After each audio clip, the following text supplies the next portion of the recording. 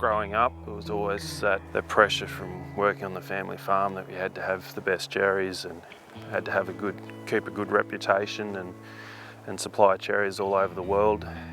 Having my own place and diving into the regen ag changes your perspective, and I've started to build a connection with my trees and build a connection with the ecosystem and thinking about it as an ecosystem, not just producing cherries. It's got to be more than that. You have to enjoy Mother Nature and enjoy being out here and just enjoy learning and observing things. It's just amazing what you start to notice.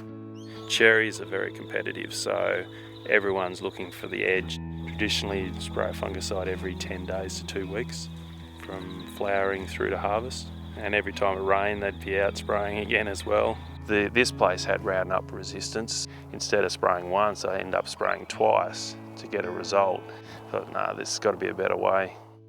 Where we stand now is the first cherries planted in the family, and that was in '61. In my 25 years of growing cherries, I could see the difference, and I was starting to worry about the chemicals and trees not being as healthy as they should be, so I started to think differently about it.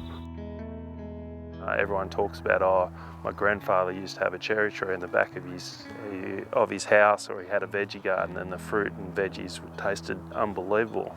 So that was in the back of my mind, thinking, well, why can't I do that on a larger scale?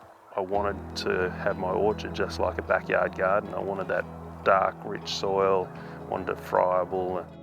Didn't have support from the rest of the family, so it was virtually just do it, say nothing, and see if I can see the changes.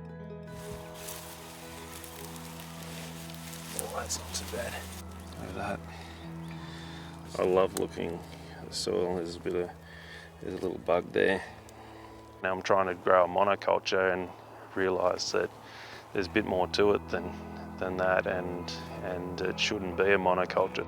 In my system in the cherries, yeah, it's not just about the cherries. I'm looking at everything. I'm looking at the plants, the soil, the insects, everything.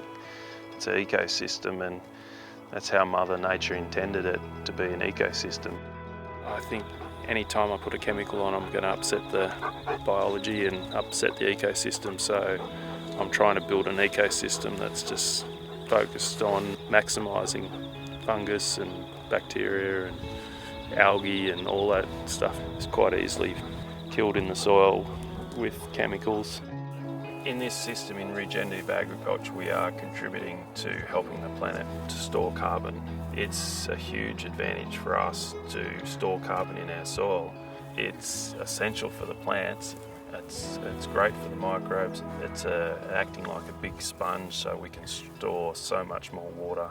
It's massive if we can start taking carbon out of the atmosphere and putting it back to where it belongs. Yeah, this is the basis of everything. Basically trying to build as many microbes as I can in this compost, and then I'll go out and spray that onto the foliage and onto the soil. So that's the principle of what we're trying to use, is get back to nature. And in nature it's having lots of beneficial microbes on the plant, and then it's better for our gut health as well. There's an idea that fruit and veg is good for you, which they are good for you, but they can be much better if they're done the right way. And that's what our end goal is, to make the cherries as healthy as we can.